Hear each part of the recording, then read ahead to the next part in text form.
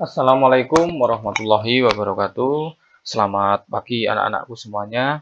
Sesuai dengan janji Pak Abdi yang kemarin uh, untuk membahas tugas yaitu ulangan harian tema 1 LKS halaman 63 ya. Ini tentang PKN dan untuk mata pelajaran PKN dan bahasa Indonesia. Ya, pada pagi ini Pak Abdi langsung akan membahas karena kemarin berhubung hari kemarin sebenarnya Pak Abdi mau upload kemarin tapi berhubung hari libur dan tidak jadi, ya sudah akhirnya hari ini. Ya, langsung saja nomor satu.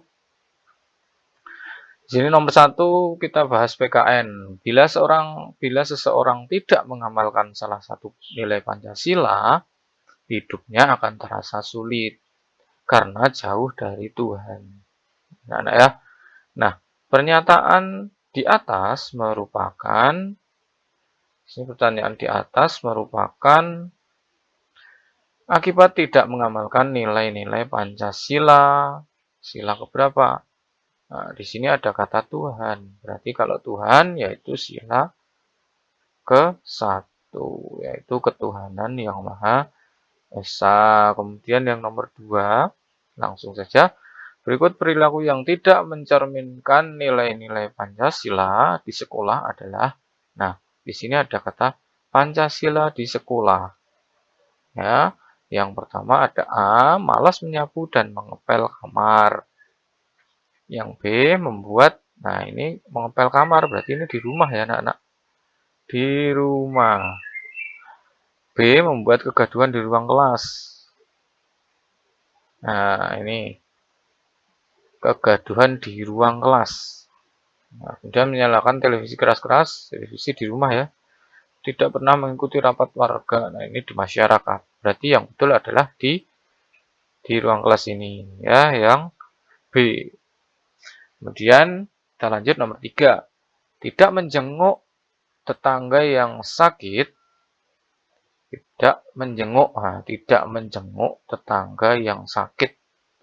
Bertentangan dengan nilai-nilai Pancasila sila keberapa? Pertama, kedua, ketiga, keempat. Apakah ketuhanan? Kayaknya tidak. Ya, ini tidak. Apakah kemanusiaan yang adil dan beradab? Apakah persatuan? Ya, kalau ini lebih ke gotong royong yang anak-anak. Yang ketiga, ya berarti kemanusiaan. Yang mana kemanusiaan yang adil dan beradab? Yang B. Ya, tidak menjenguk berarti tidak mencerminkan bertentangan dengan Pancasila sila kedua. Kemanusiaan yang adil dan beradab. Nomor 4, ya. Tony adalah anak yang sangat disiplin. Nah, bagus ini. Ia selalu mengerjakan PR sepulang sekolah. Nah, jadi kalau sepulang sekolah, dia selalu mengerjakan PR. Ya, kalau anak-anak sekarang selalu mengerjakan tugas dari Pak Abdi, ya. Nah, itu namanya disiplin. Nah, kemudian ia selalu merapikan sepatu dan seragam sekolahnya sepulang sekolah. Ya, pulang sekolah langsung ditata, rapi. Ya, nggak main lepas langsung buang, tidak. Ya, kemudian ia selalu membereskan meja makan setelah makan malam. Wah, bagus sekali. Jadi habis makan langsung bereskan, ya, tidak ditinggal begitu saja. Kemudian ia selalu belajar tepat waktu. Ia juga selalu menyiapkan buku pelajaran dan alat tulis sekolah sebelum tidur. Ya, jadi besok paginya dia nggak tergesa-gesa. Ya, pensil sudah siap, buku sudah siap, seperti itu. Nah, berdasarkan cerita di atas, perbuatan Tony merupakan salah satu pengamalan nilai-nilai Pancasila di lingkungan mana. Nah, ini di rumah kan tadi. Iya, ya selalu belajar di rumah, menyiapkan, membereskan meja makan juga. Nah, berarti Pancasila di lingkungan rumah, ada nggak? Nah, ada. Kita lanjut nomor 5. Indonesia adalah negara kepulauan yang sangat beragam. Namun dengan adanya keberagaman yang berarti banyaknya perbedaan, otomatis akan membuat berbagai macam konflik. Ya, kita sebagai warga Indonesia harus menjaga serta mencintai keberagaman yang kita miliki ini sehingga tidak terjadi. Nah, ini hapus saja dan anak ya. Ini hapus, kita lanjut. Tidak terjadi tadi perpecahan. Jelas ya anak-anak.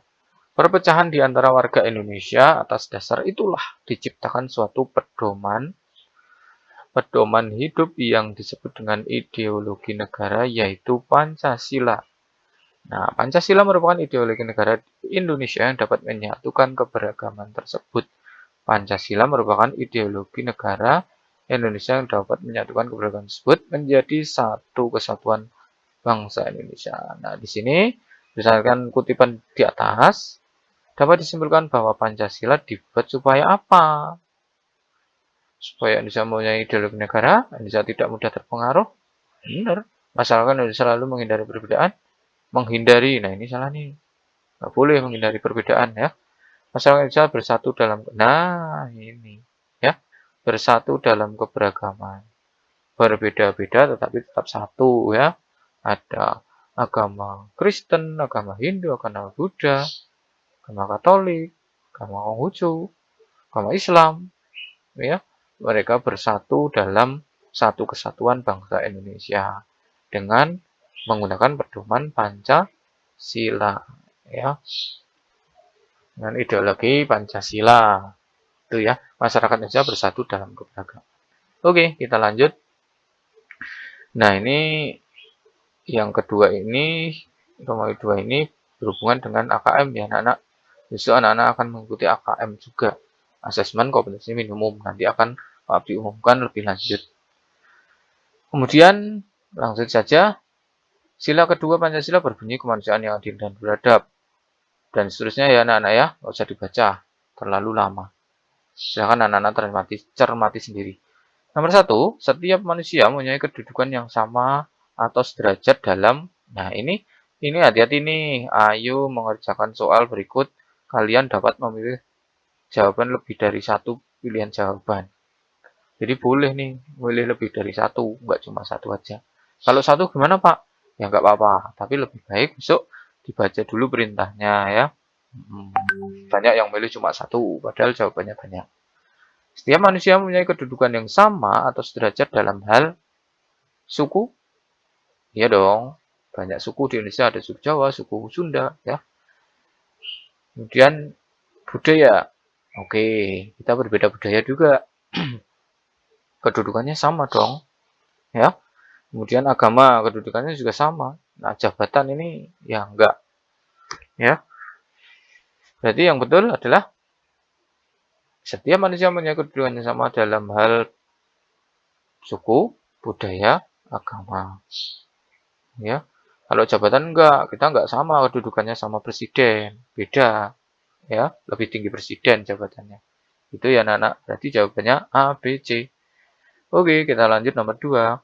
Nilai Pancasila yang dibahas dalam kutipan bacaan tersebut adalah A. Nilai ketuhanan, nilai persamaan hak dan kewajiban, C. Nilai kemanusiaan, D. Nilai persatuan. Yang mana nih?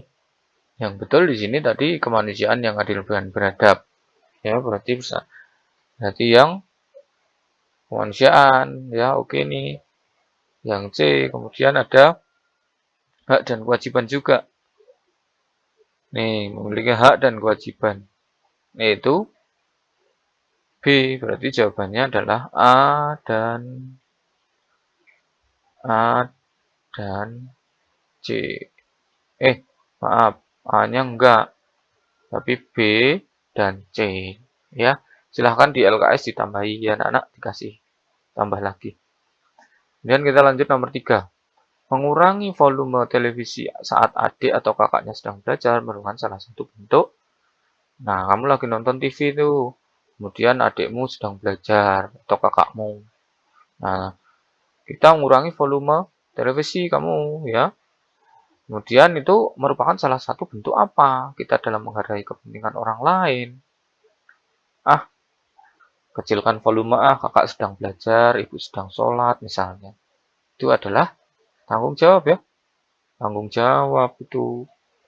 Ya, kemudian tanggung jawab kehendak bukan tanggung jawab dan kewajiban ya. A dan C wajib kalau ada, apalagi sedang sholat, ayah sedang sholat, kita tidak boleh tel TV terlalu keras, makanya harus dikurangi volumenya itu ya. karena takut mengganggu konsentrasi. Itu adalah tanggung jawabmu dan kewajiban.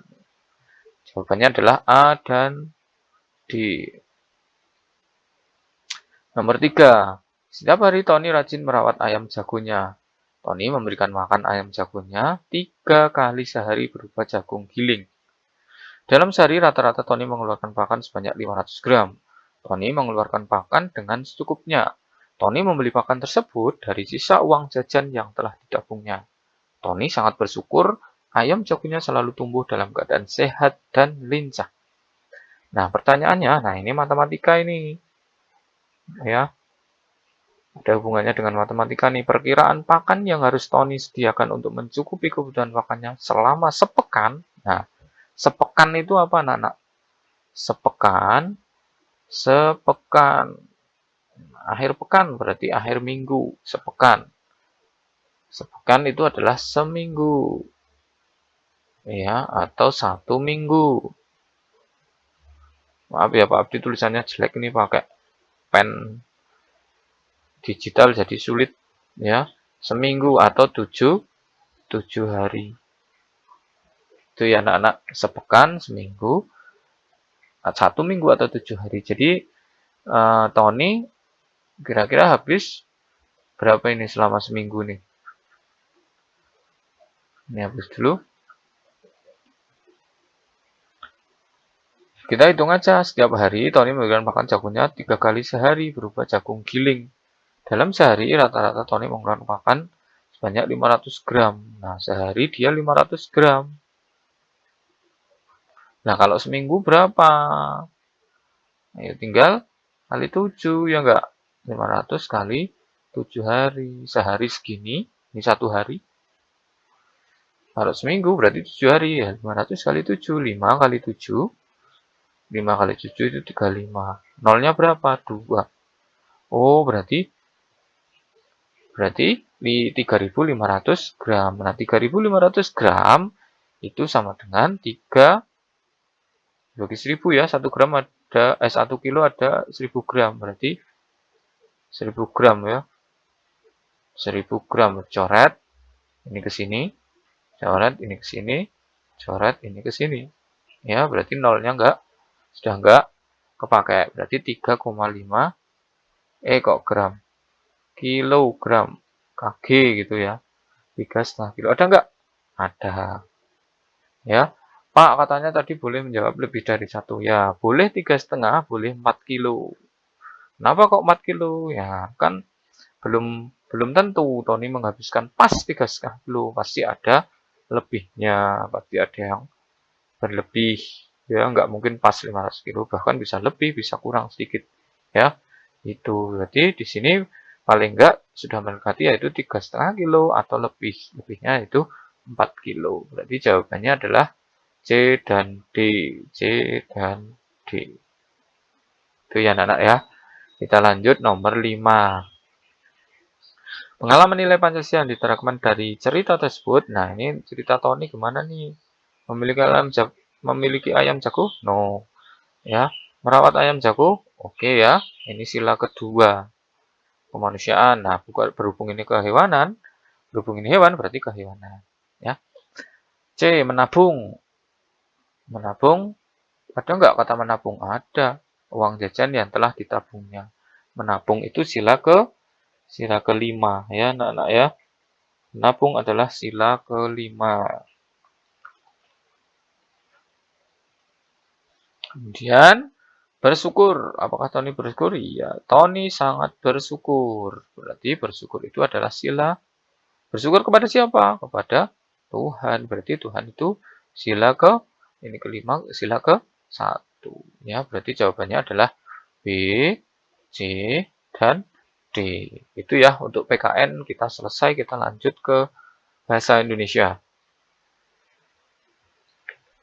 Bahasa Indonesia yaitu kita belajar ide pokok anak-anak ya. Berikut ini langkah terakhir dalam menentukan ide pokok paragraf. Ini langkah terakhir. Langkah pertamanya apa? Langkah keduanya apa? Langkah ketiganya apa? Ya. Nah, adapun langkah pertama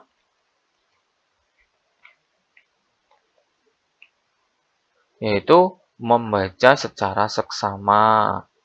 Itu langkah pertama. Membaca secara seksama itu langkah pertama. Ya. Kemudian membaca sekali lagi untuk menemukan gagasan utama ada enggak? Membaca sekali ini kedua. Ya, setelah membaca seksama, setelah dibaca kemudian membaca sekali lagi untuk menemukan gagasan utama. Nah, kemudian barulah setelah itu mencari gagasan utama. Membedakan gagasan utama dengan nah, ini ya, ini juga kedua ya. Atau ketiga ini membedakan. Ya, membaca seksama, membaca sekali lagi untuk menemukan gagasan utama. Nah, besok akan diterangkan dalam materi ya, biar lebih jelas. Kalau ini nanti tidak terlalu lama, ini sudah 16 menit. Ya, ini langsung jawab soal aja, bahas soal. Mencatat gagasan utama setiap paragraf. Nah, ini adalah langkah keempat atau langkah terakhir. Berarti jawabannya adalah B. Besok akan dijelaskan lebih jelas lagi ya. Kemudian 2, uraian atau tambahan informasi untuk ide pokok disebut apa? Uraian atau tambahan informasi untuk ide pokok disebut gagasan pendukung. Iya, gagasan pendukung itu adalah tambahan. Gitu ya, anak-anak. Kemudian yang nomor 3, ini juga untuk AKM juga, bersepeda mempunyai manfaat yang bagus untuk kesehatan tubuh kita. Dengan mengendarai sepeda, sebenarnya kita juga sedang berolahraga. Saat berolahraga, otot yang ada di tubuh, terutama kaki, akan terlatih dengan gerakan mengayuh. Selain itu, bersepeda sangat baik untuk sendi, terutama lutut. Nih, saat mengendarai sepeda, kaki dan lutut akan bergerak terus untuk mengayuh. Hal ini dapat menambah kekuatan dan kesehatan sendi. Bersepeda setiap hari tentu akan membuat kita lebih aktif gerak. Betul sekali. Dengan selalu aktif bergerak, inilah tubuh kita akan semakin kuat, terutama kaki. Selain itu, dengan bersepeda kita akan lebih sehat. Hal ini membuat kita berkeinginan untuk makan makanan yang lebih sehat juga. Kalau kita sehat, makanannya juga enak ya. Itu. Maka pernyataan berikut ini yang tidak sesuai. Nah, tidak sesuai. Yang A, mengendarai sepeda sama halnya dengan berolahraga. Betul ya? Betul. Bersepeda membuat kita menjadi lebih berhati-hati dalam memilih makanan. Sebentar, kita cari yang lain dulu. Bersepeda dapat menambah kekuatan dan kesehatan sendi. Betul ya? Mengendarai sepeda dapat melatih kekuatan otot lengan. Ya enggak? Apakah lengan juga? Lengan harusnya iya ya, lengan. Mengendarai sepeda dapat melatih kekuatan otot lengan. Ya, bisa karena selalu berpegang pada stang. Gitu ya. Mengendarai sepeda dapat melatih kekuatan otot lengan dan juga otot paha ini ya, sama paha. Nah, kemudian berarti yang tidak sesuai itu yang B ya, yang B. Tidak ada yang sesuai dengan kutipan ini ya, tidak ada yang kutipan.